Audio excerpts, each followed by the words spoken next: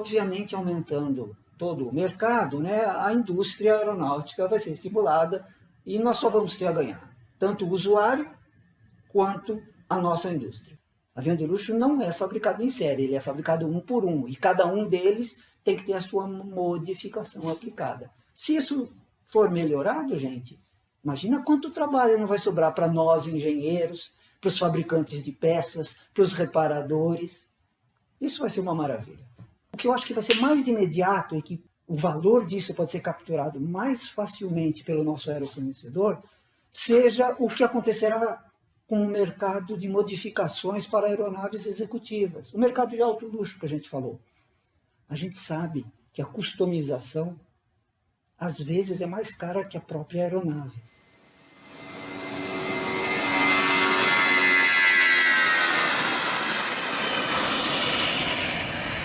Oi, pessoal. Estamos falando aqui diretamente da Aerospace BR. Tá? Estou aqui com o Fulvio, CEO da empresa. Eu sou o Cláudio, sou um dos sócios aqui da Aerospace. E esse podcast a gente resolveu fazer aproveitando o lançamento do programa Voo Simples pelo governo federal. A gente vai falar um pouco sobre o que é esse programa e impactos, riscos, pontos positivos e negativos para os aerofornecedores. Oi, Fulvio, tudo bem? Tudo bom. O governo lançou esse programa. Fala um pouquinho o que é esse programa Voo Simples. O que acontece? A gente tem, como todos conhecemos, né, a burocracia do Hemisfério Sul. O Brasil é um país muito complexo, muito cheio de leis, subleis, regulamentos, regimentos. Então, imagina num setor como é o setor da aviação, que é todo regulado. Então, qualquer coisa que você vá fazer no setor tem muito documento, muito papel, muita norma. E o programa Voo Simples veio basicamente, o resumo geral da coisa, né, é basicamente diminuir a burocracia sem diminuir a segurança. A atualização da nossa legislação é uma coisa muito importante. O Código Brasileiro do Ar, por exemplo, é bastante antigo. As normas de registro de aeronaves são, eu não vou nem dizer antigas, elas são arcaicas, tá? Então, a gente precisa realmente atualizar o Brasil para a modernidade. Afinal, o mundo já é digital e a registro aeronáutico ainda não. Quais são as ideias por trás desse programa? Que objetivos que o governo quer atingir com o lançamento desse programa, que é um programa de âmbito extenso dentro do governo? É um programa que não abrange uma área só do governo. Então, você vê que no dia do lançamento tinha duas áreas importantes ali, né? O representante do Ministério da Infraestrutura e o representante da Agência Nacional de Aviação Civil, fora os outros correlatos que vão ter que conversar com esses dois. Então, é um programa bastante amplo. A gente pode listar aqui coisas básicas, sempre pensando daquele ponto de vista que eu falei, que a finalidade do governo é diminuir a burocracia. Mas, às vezes, diminuir a burocracia não chega no cidadão comum, né? Então, uma ideia por trás desse programa é exatamente a satisfação dos usuários do sistema aeroviário brasileiro. Só nesse item, aumentar a satisfação dos usuários da aviação civil, a gente já tem uma abrangência que pega vários ministérios. O segundo item que eu diria é a qualidade dos serviços públicos prestados pela própria ANAC. Então, a gente falou agora, meio minuto atrás, que o registro brasileiro ainda não é digital. Então, isso é uma coisa que incomoda muita gente. Óbvio que com essas melhorias todas, a consequência é que vão se reduzir os custos regulatórios e administrativos, né, se você tornar tudo digital. A coisa que vai acontecer é que novos agentes com certeza vão se interessar por esse mercado, porque é um mercado de alto volume, né? A gente sabe o tamanho do nosso Brasil e a necessidade que existe de transporte aqui. Um outro item importante que eles pretendem fazer é garantir a segurança jurídica existente nessa nova regulamentação, porque, por exemplo, se tiver um acidente aéreo, ou se tiver uma devolução de passagem, ou se tiver qualquer coisa, uma manutenção que ser cobrada de uma oficina, tem que ter segurança jurídica, mas, ao mesmo tempo, com transparência regulatória. Hoje em dia, a gente se confunde muito quando a gente vai interpretar a lei do jeito que ela está escrita. Então, essa segurança jurídica e transparência regulatória é um outro item bastante importante. Se você simplificar e tornar mais transparente essa legislação, que é o que a gente falou nos itens anteriores, automaticamente, mais um corolário é que você vai reduzir a assimetria de informação. Então, todo mundo vai ter a mesma informação. Uma linha aérea de 120 aviões, 150 aviões, vai ter a mesma informação que um táxi aéreo de 2 aviões. Ou uma oficina grande de manutenção, que dá manutenção para aviões wide body, vai ter a mesma informação que uma oficina de um aeroclube pequeno, que dá manutenção para os aviãozinhos de 4 lugares do aeroclube. E, finalmente, como uma consequência direta de tudo isso, que eu diria que é o 7º e último item do que está por trás desse programa, é que, obviamente, aumentando todo o mercado, né, a indústria aeronáutica vai ser estimulada e nós só vamos ter a ganhar, tanto o usuário quanto a nossa indústria. Bom, falando um pouquinho agora das mudanças propostas dentro desse programa aí, então eu vou falar um pouquinho sobre a proposta, aí você fala um pouquinho sobre cada uma delas. Ok. Tudo bem? Então, vamos lá. Aprovação simplificada de novas tecnologias embarcadas. Aí você tocou num ponto maravilhoso, Cláudio, porque, novas tecnologias. É o que todo mundo quer, né? O que as startups querem, o que os centros de P&D querem, o que os órgãos de fomento querem. Eles estão interessados, eu estou interessado, você está interessado, todo mundo no Brasil está interessado pela inovação. Nós somos movidos pela inovação. E a inovação gera novas tecnologias. E essas tecnologias têm que ser direcionadas para serem instaladas dentro da aeronave. Isso é que a gente chama de tecnologia embarcada, né? Então, o que o governo está dizendo aqui? Se você tiver uma nova tecnologia comprovada, testada, etc., aprovada, como tecnologia, para você levar ela para dentro do avião, ou seja, para embarcar ela, os procedimentos burocráticos para fazer isso vão ser muito minimizados. Por exemplo, a gente tem uma tecnologia maravilhosa que a gente só usa nos aviões militares. A gente podia usar nos aviões civis, que é a tecnologia do head-up display, por exemplo. É uma maravilha, você consegue pousar, você tem informações na linha divisada. O piloto não precisa desviar o olhar dele para o painel de instrumentos para ficar sabendo de uma informação. Isso traz muito mais segurança para a operação, isso traz muito mais desenvolvimento para a cadeia de fornecedores, porque vai ter que desenvolver head-up displays que sejam adaptáveis à operação civil e que caibam dentro de um avião civil. Um avião militar, ele tem outras cargas que vão dentro dele, diferentes das cargas de um avião civil. Então, isso vai trazer desenvolvimento. Então, por que não levar essa tecnologia também para dentro do avião civil? Então, se aumenta a tecnologia embarcada, se aumenta a qualidade dos equipamentos aeronáuticos instalados. Então, eu lembro muito bem que havia uma briga na época entre 2 grandes fabricantes de turbina, lá na década de 80, porque um motor deles foi aprovado para ser usado no wide body, já na primeira geração aprovado para operações ETOPS. E o concorrente não tinha o motor ainda aprovado para operações ETOPS. Então, havia uma concorrência para melhorar a tecnologia dos 2 grandes fabricantes de motores, de modo que aquela tecnologia pudesse ser usada em ETOPS. Então, era uma concorrência positiva, que só fazia a indústria ganhar. Imagina isso na nossa pequena e média indústria, na aviação regional, nos táxis aéreos. Imagina a consequência semelhante disso. Então, a simplificação das novas tecnologias embarcadas, eu acho que vai ser muito instigante, muito provocadora para a nossa aeroindústria. Legal. Um outro ponto do programa é a simplificação de autorizações por modelo ou tipo. Isso é uma coisa legal, né? E está ligado à burocracia. Quem não é do setor não conhece, então é bom que a gente explique.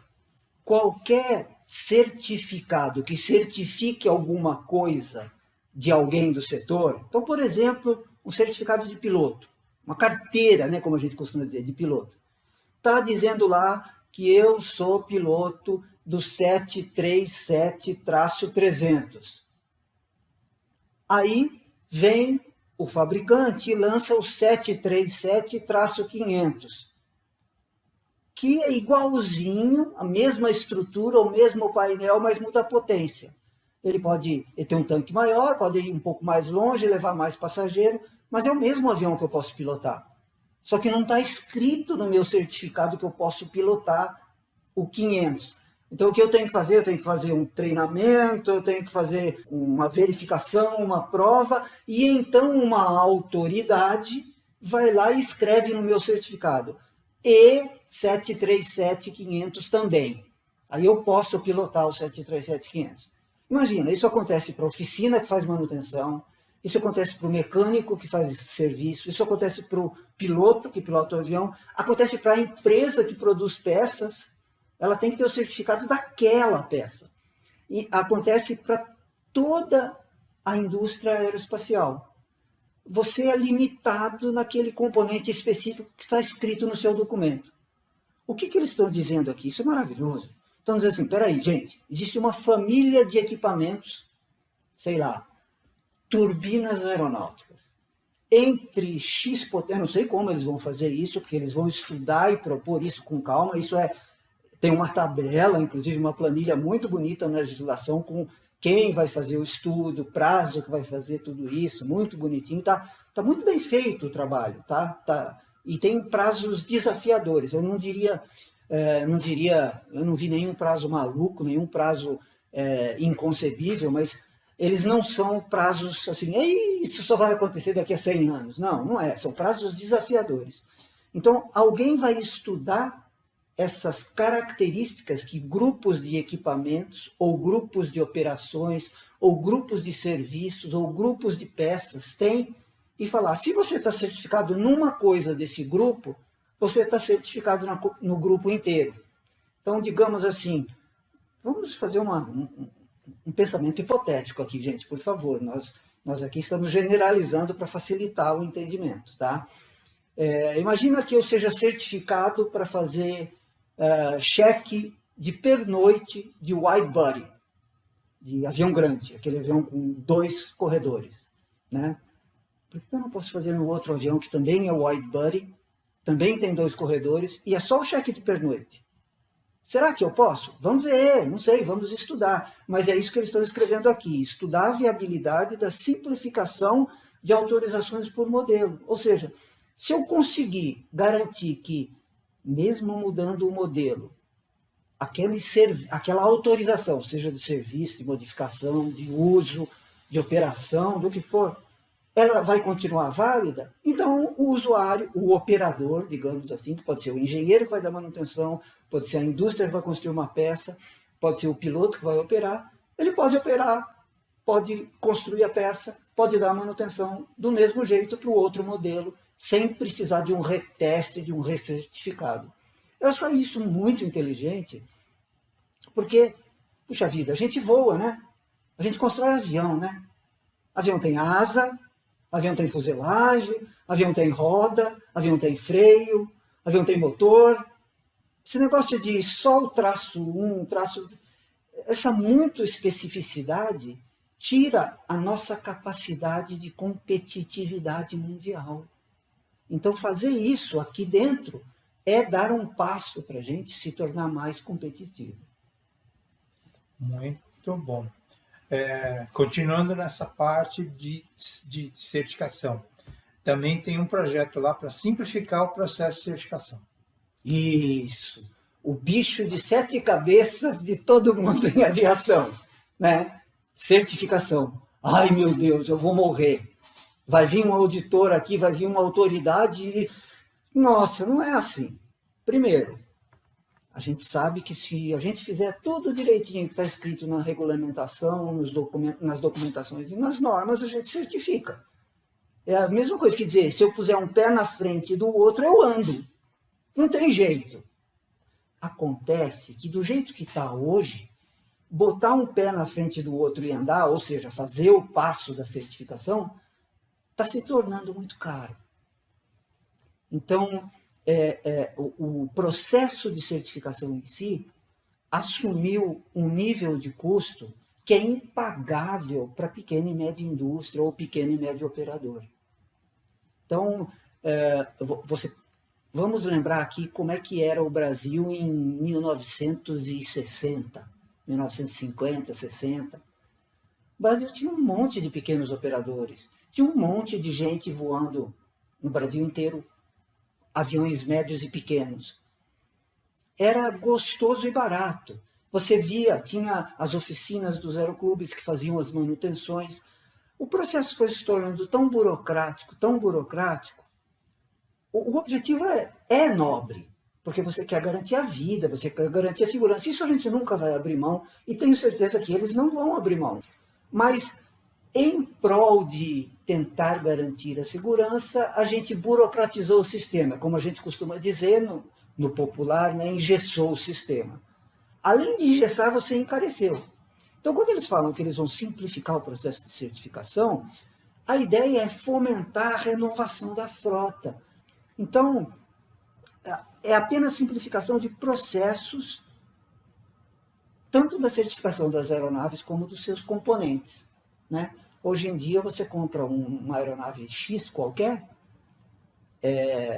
e ela não vem com o banco que você está acostumado, que você gosta. Aí você quer trocar o banco. Tem um monte de fabricante de banco por aí, mas você não pode. Por quê? Porque ele só foi certificado com aquele banco, e se você for certificar o novo banco, porque lá o custo desse negócio, porque o processo é tão complicado, é tão grande, que você desiste do banco, você vai assim mesmo. Então, aviação de pequeno porte, aviação experimental, pequena e média indústria, pequeno fabricante, isso vai ser muito beneficiado com a simplificação do processo de certificação. Excelente. Ainda dentro desse ambiente de produto aeronáutico, também tem um projeto que vai ser a simplificação na modificação, no processo de modificação de um produto aeronáutico. Legal, muito bom essa pergunta, porque eu falei agora há pouco do banco, né? Mas o exemplo foi bem didático, né? Porque não é bem assim. Se eu quero mudar alguma coisa que está a bordo e que voa, né? Eu me lembro muito bem de um chefe que eu tive numa certa grande empresa que eu trabalhei, e que ele falou, gente, você vai servir cafezinho para o passageiro. Isso não é item essencial de voo, mas ele tem que, a cafeteira tem que seguir certas regras mínimas de segurança, para que a cafeteira, que não é essencial ao voo, não derrube o avião. Eu me lembro muito bem desse dia onde eu aprendi essa grande lição de vida, da importância das coisas que vão a bordo. Então, por isso que modificação é uma coisa muito delicada. Então, as autoridades todas, e com razão, por causa da segurança, tomam muito cuidado com qualquer modificação que alguém queira fazer uma aeronave. Isso, às vezes, é mais complexo do que praticamente fazer outra aeronave do tipo. Então, a proposta que está sendo feita nesse programa Voo Simples é simplificar o processo de modificação dentro da medida que seja a real necessidade daquela modificação. Eu me lembro um dia que a gente comprou numa certa empresa que eu trabalhei, um certo avião que vinha com uma modernização embarcada linda. Ele vinha com uma lanterna recarregável. Lanterna é um equipamento de segurança a bordo. É considerado igual ao extintor de incêndio no carro. É o mesmo nível de importância. Tá? Então, se a lanterna não funcionasse, o avião não podia decolar. Era checklist obrigatório. E eu lembro que como a lanterna era recarregável automática, ela ficava no suportezinho dela ali, recarregável automático, igual os nossos celulares de hoje, eu estou falando isso décadas atrás, gente, todo mundo gostava daquela lanterna. E o brasileiro sempre tem o lado bom e o lado ruim dele, né? E aquela lanterna começou a sumir dos aviões no pernoite e ninguém achava a lanterna. Por quê? Porque as pessoas daquela empresa aérea, os mecânicos, os técnicos, etc., achavam bonito aquela lanterna recarregável e achavam que podiam levar para casa, porque a empresa, que era a super empresa, ia repor a lanterna no dia seguinte. Só que não era bem assim. Uma lanterna certificada não custa R$2 comprado no Pão de Açúcar. Uma lanterna certificada custa $200, mas a instalação básica dela custa mais uns $150, que é o pod de carregamento dela. Então era $350 por avião, por semana. Imagina o custo disso no final do ano para a empresa aérea. Ela estava comprando 50, 100, 200 lanternas novas por ano. Uma por dia. É impossível, ninguém consegue aguentar isso. Então eu me lembro de um amigo meu que falou, eu vou resolver essa parada. Eu vou colocar uma lanterna que não é recarregável. Foi ali no Pão de Açúcar, comprou aquela azul e amarela, de plástico, comprou 3, 4 pilhas, colocou as pilhas e botou a lanterna lá. A lanterna parou de sumir. Mas o processo que ele teve que fazer e assinar e documentar para justificar que aquela modificação podia voar em segurança equivalente à lanterna original, sem danificar a aeronave, sem causar problemas ao voo, foi absurdo. O tanto de papel que ele precisou fazer foi maior do que o trabalho de atravessar a rua, comprar a lanterna, comprar as pilhas e instalar. Né? Então, se eles estão dizendo que vão simplificar, isso é uma maravilha, por esse lado e por outro lado também, porque quando a gente pensa numa certa aviação de luxo, aviação executiva, as modificações não são mais modificações, são padrão, né? Cada um quer o seu avião do seu jeito.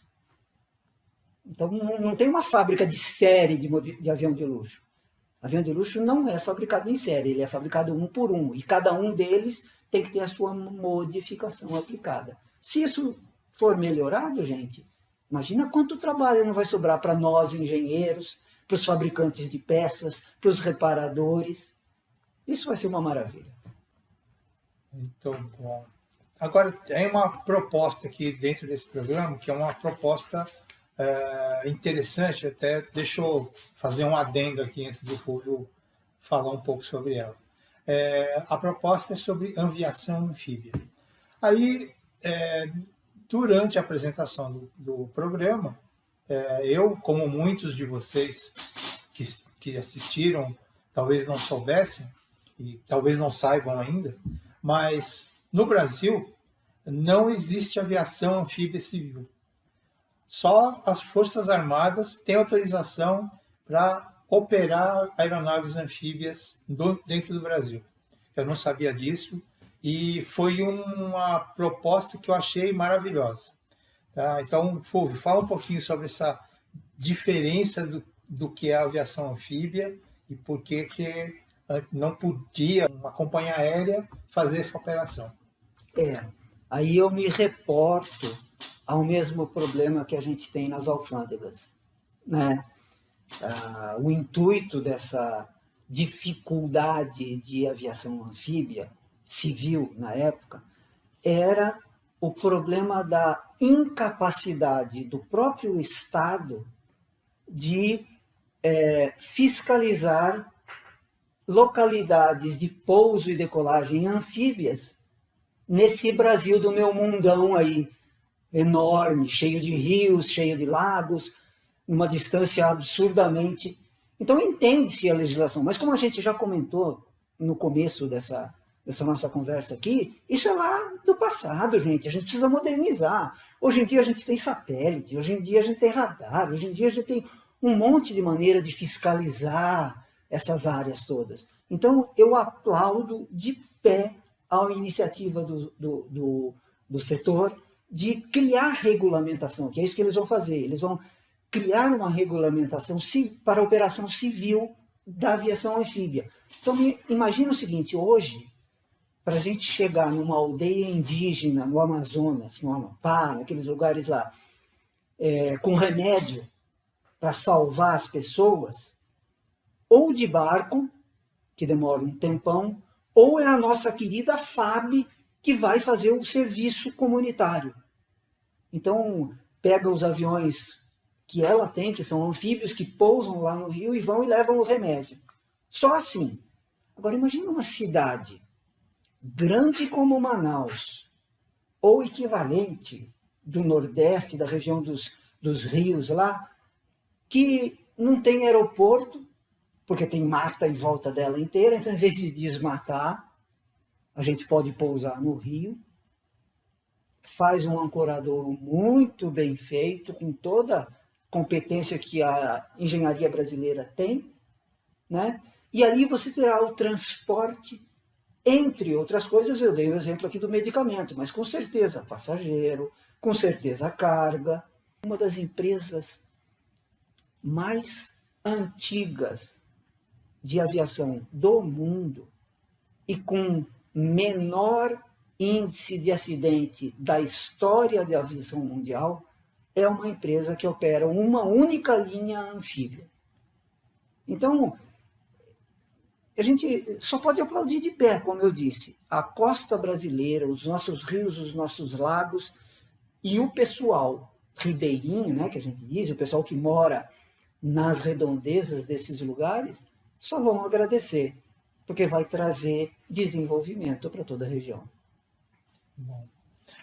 Bom, último ponto relevante aqui para a nossa conversa dentro desse programa, eles chamaram de revisão do programa de certificação de pequenas aeronaves.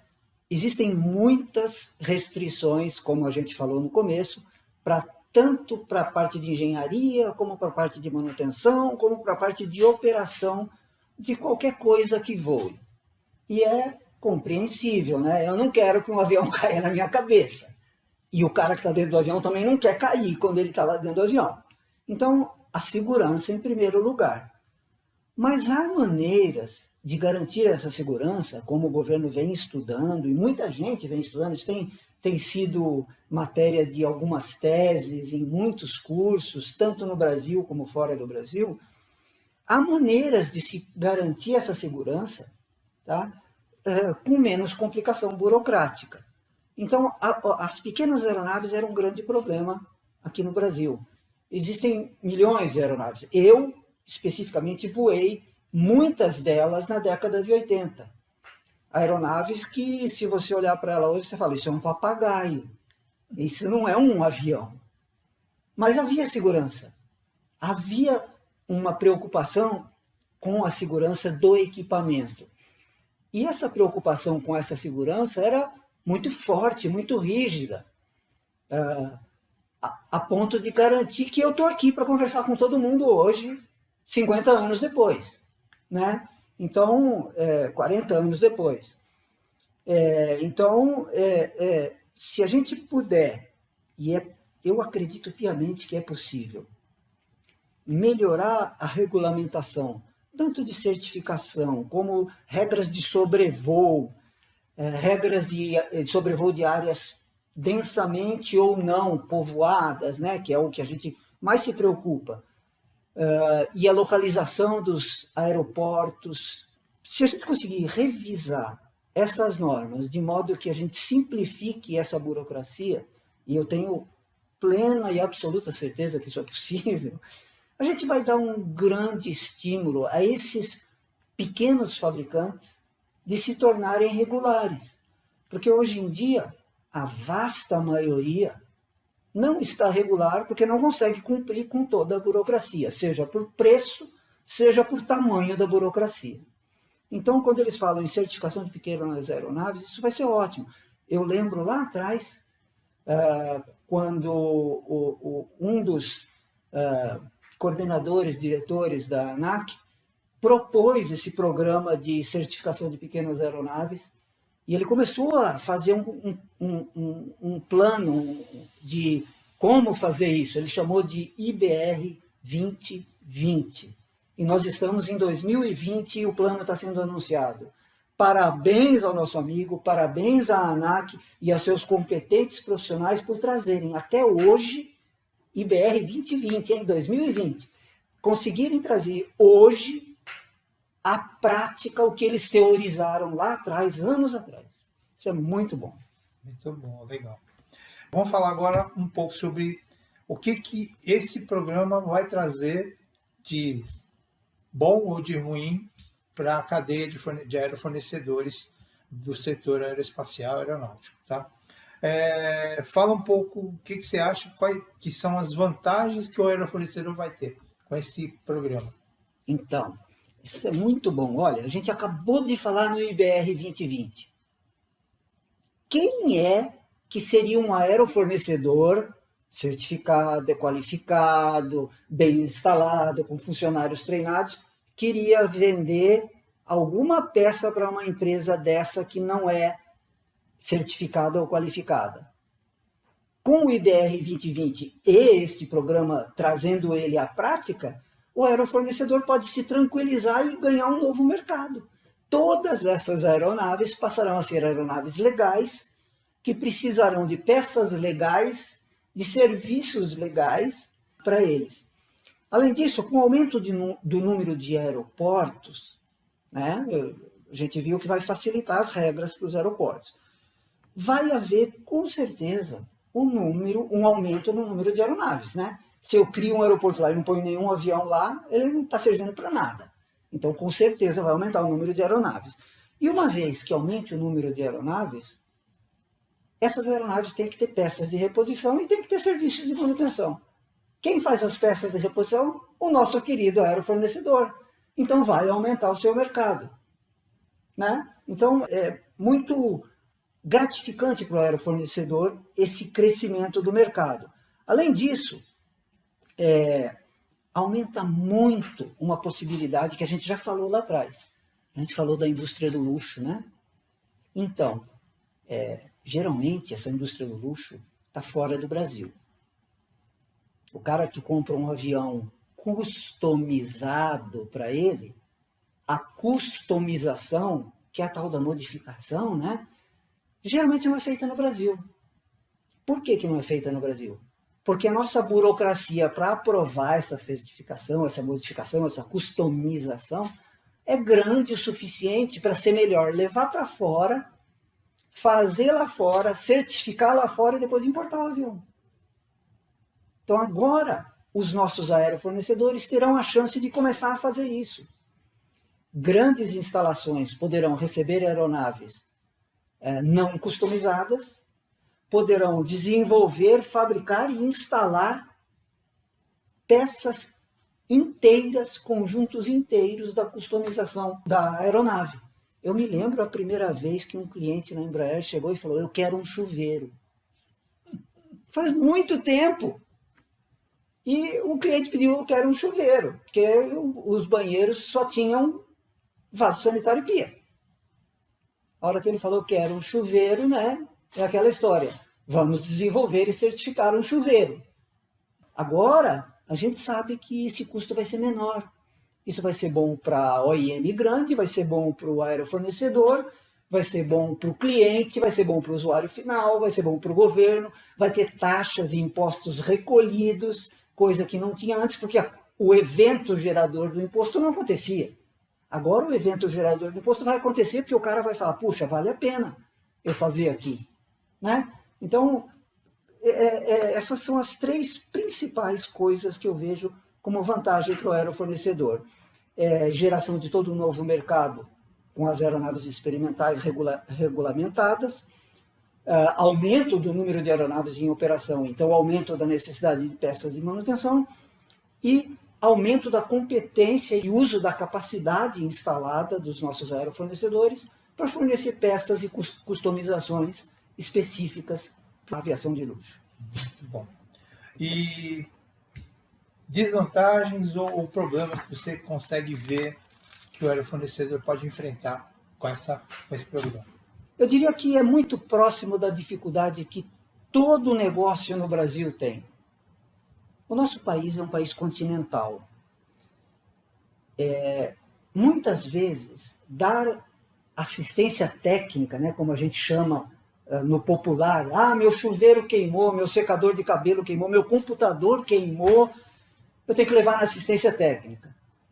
Imagina a assistência técnica de um avião. Não é qualquer um que vai fazer, né? Vai melhorar a certificação, vai facilitar a certificação, tudo, mas não é coisa para qualquer um, não é brincadeira. E existe aquela regra na aviação de que o fornecedor da peça ou do equipamento é o responsável pela garantia, pela manutenção, pelos serviços, etc. Imagina você vender um avião pequeno, de luxo, anfíbio, para um ricaço que mora na Amazônia. Como é que você vai dar manutenção para ele lá na Amazônia? O cara fala, olha, o meu rádio não está funcionando, pode vir aqui consertar? Aí você, ops! Então, essa é uma dificuldade que eu vejo que o aerofornecedor vai ter que enfrentar. Ele pode resolver isso de várias maneiras.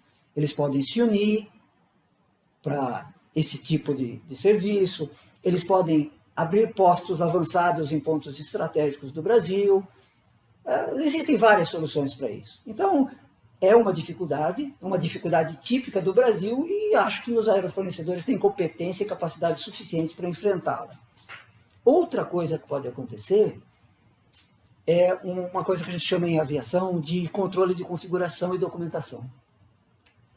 Quando a gente vai transferir um avião, só para vocês terem uma ideia, quando a gente vai transferir um avião wide-body de uma empresa aérea para outra empresa aérea, por ano de vida do avião, a gente tem mais ou menos 10 ou 12 caixas de arquivo, de documento, assinado e rabiscado para cada ano do avião.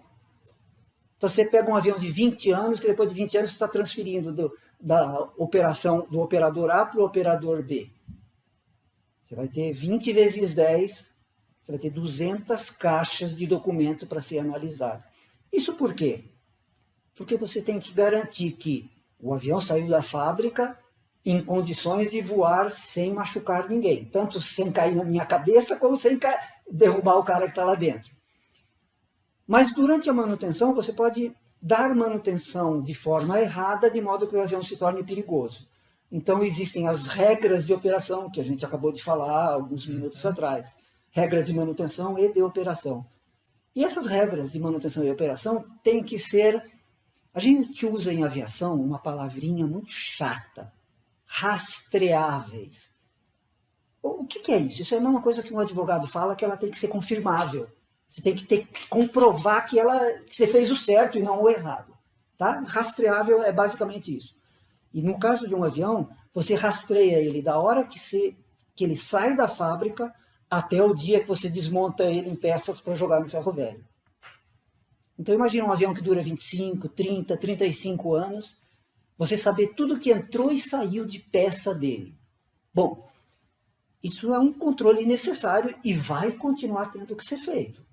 Então, imagina se a gente dobrar o número de aviões em operação na nossa frota.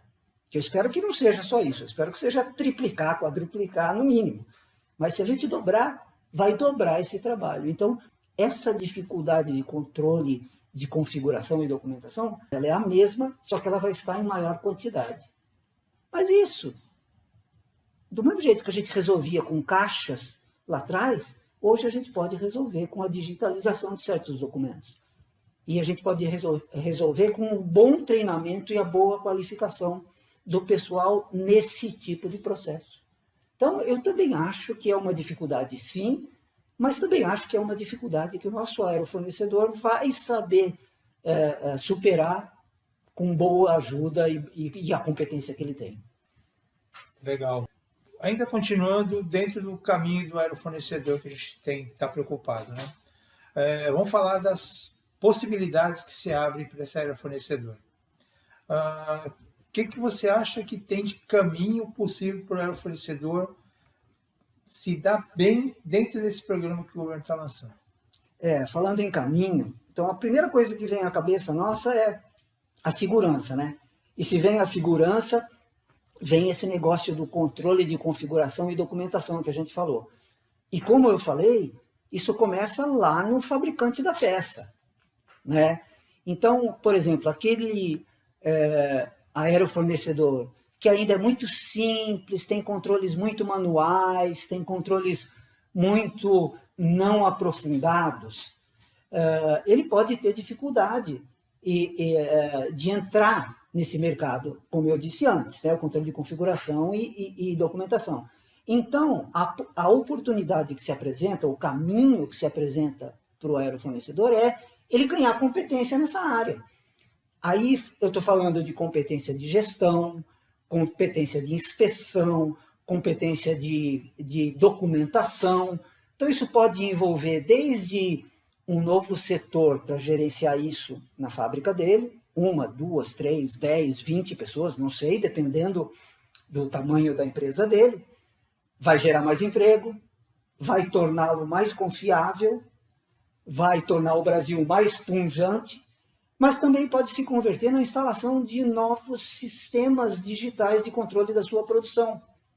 Então ele pode, ao mesmo tempo que ele pensa naquele velho pensamento de ERP como ferramenta de produção, ele pode começar a pensar no ERP como ferramenta de gestão e documentação para a tal de rastreabilidade lá atrás. Então essa é uma oportunidade, porque o pessoal fala muito assim, puxa, eu não vou investir num ERP porque é um dinheirão só para produção. Eu faço produção aqui na minha planilha, eu me viro, eu boto 3, 4, 5, mas agora o negócio pode se tornar, em termos de custo-benefício, interessante para o aerofornecedor, porque ele mata 2 coelhos com uma cajadada só. Ele tem a produção controlada e tem a documentação e rastreabilidade controlada. Então esse é um caminho que eu acho que é muito claro para mim em termos de oportunidade do aerofornecedor. Uma oportunidade que eu observo assim, que é bem presente, bem atual, é se ele se qualificar, seja com ERP, seja sem ERP, seja com documentação manual, do jeito que for, mas se ele se qualificar com alguma norma aplicável ao setor dele. Por exemplo, a norma mais aplicável a esse setor é a norma S9100, cuja última versão é a D, né? Então, se ele se qualificar segundo uma norma dessa, com ERP ou sem ERP, com documentação manual, tanto faz, ele vai estar qualificado para atender esses requisitos e superar essas dificuldades nesse novo mercado. Muito bom, excelente. Bom, agora eu queria saber qual é a tua opinião sobre esse programa, considerando riscos que podem existir para o setor, e se você acha que isso é uma evolução positiva ou não para o setor. Tá, ótimo. Imagina um cara lá fora, bem qualificado, bem estabelecido, com todos os sistemas e normas bem cumpridos e bem solidificados. Aí ele vê que aqui no Brasil as normas estão se tornando mais próximas da dele e que existe um mercado desse tamanho. Ele vai falar, eu quero, ele vai querer entrar nesse mercado aqui. Então, um dos riscos para o aerofornecedor é a entrada de concorrentes mais fortes e mais bem preparados do que ele. Só que esse cara vai ter um problema que o aerofornecedor nacional não tem. Ele vai ser estrangeiro. Ele não é brasileiro. Ele não conhece a nossa alma, ele não conhece a nossa fibra, o nosso jeito. O aerofornecedor brasileiro vai conseguir conversar com o aerocliente dele de irmão para irmão. O gringo, seja ele gringo europeu, gringo americano, gringo russo, não interessa. Ele não vai saber conversar e não vai saber atender o cliente brasileiro como o brasileiro sabe. A gente sabe disso, a gente tem experiência disso, a gente sabe que quando o estrangeiro vem aqui no Brasil e vê a competência instalada na nossa indústria de aerofornecedores, toda ela, a cadeia inteira, desde a Embraer até o último, eles ficam pasmos com o que a gente faz. E isso a gente tem que manter, isso acaba com esse risco, na minha visão. Então isso é o lado mal do risco, né? Agora, o outro lado, o risco, as pessoas sempre pensam no lado mal. Eu aprendi, depois de trabalhar muitos anos com a qualidade, com a aviação, e também de filosofar um pouco na hora do chuveiro, né? Todo mundo filosofa no chuveiro. Alguns cantam. Que o risco tem o lado bom também, né? Qual que é o lado bom? O lado bom é que o nosso aerofornecedor pode estar bem preparado, e a demanda da aviação crescer tanto que ele não dê conta, né? Isso é um problema bom que todo mundo gostaria de ter, que a demanda seja maior do que a sua capacidade para que você tenha a chance de crescer. E sobre a evolução, como é que eu acho que vai caminhar a evolução? Vamos lá, vamos regulamentar e regularizar, né, porque alguns já existem, mas não estão regularizados, aeroportos civis. Né? O que vai acontecer com isso? Vai acontecer a maior procura de pequenas empresas de transporte aéreo. Qual é o próximo elo dessa cadeia? Essa pequena empresa de transporte aéreo vai precisar de uma pequena oficina de manutenção aérea, que pode ser dela ou não. Se é pequena, ela não vai querer montar uma só dela. Alguém vai falar assim, bom, eu tenho 3 pequenas aqui, eu monto uma e atendo as 3. Então vai proliferar também oficinas que vão precisar de engenheiros e vão precisar de fornecedores de peças. Com isso, vai baratear o voo para esses lugares remotos, que hoje são aeroportos não certificados, não civis, são só aeroclubes, então você não pode ter linha aérea regular para lá, então vai poder ter, então você, em vez de levar um Boeing para lá, você leva um avião de 19 lugares, leva um avião de 30 lugares, conforme a necessidade do local. E então o custo é barato, ele não precisa ser um jato, ele pode ser um turbo hélice, né? Então vai baratear bastante. Além de baratear, com a regulamentação e regularização desses aeroportos, vai aumentar, porque vai ter um aeroporto que antes não era possível ir e agora eu posso ir. Então agora, em vez de eu viajar de jegue, de carroça, de carro, desde a minha cidade até uma capital ou uma cidade grande para pegar um avião, eu vou de táxi aéreo da minha cidade para a capital, e da capital eu pego um avião para a França. Eu vou passar as férias na França. Aquele dinheiro que eu juntei durante 2, 3, 4, 5 anos, eu juntei um dinheirão, mas só para eu chegar no aeroporto, que é um aeroporto internacional, eu gasto um dinheirão. Então, agora não. Então, eu acho que o caminho vai ser esse. Vai ser o aumento da demanda de aeronaves, logo em seguida do aumento da demanda de aeroportos. E com isso, o aumento da demanda por peças e serviços legalizados para esse novo mercado que está surgindo. Como um último pensamento, eu acho que o mais imediato, Cláudio, que vai acontecer, porque isso que a gente falou aqui, vai passar pela regulamentação do aeroporto, vai passar pela regulamentação da aeronave, isso vai acontecer e tem lá os prazos que o governo está se propondo e a ANAC está se propondo a fazer. Mas o que eu acho que vai ser mais imediato e que o valor disso pode ser capturado mais facilmente pelo nosso aerofornecedor, seja o que acontecerá com o mercado de modificações para aeronaves executivas. O mercado de alto luxo que a gente falou. A gente sabe que a customização, às vezes, é mais cara que a própria aeronave. O que a gente fala em si é a aeronave green, né? O termo técnico que a gente usa em aviação é isso, é a aeronave sem as coisas, vamos chamar assim de coisas, que vão dentro dela, né? Então essa customização é cara, principalmente quando executado pelo próprio OEM, porque o OEM ele carrega custos de produção e fabricação que ele tem que amortizar na produção dele. Então o custo para uma pessoa adquirir uma aeronave customizada dessa é muito alto. Aí acontece aquilo que eu falei, que alguns vão lá fora, adquirem lá fora e trazem para cá, porque é mais barato. Por quê? Porque lá fora, os aerofornecedores lá de fora conseguem se juntar debaixo de um teto para modificar uma aeronave e transformá-la na customização que aquele cliente quer.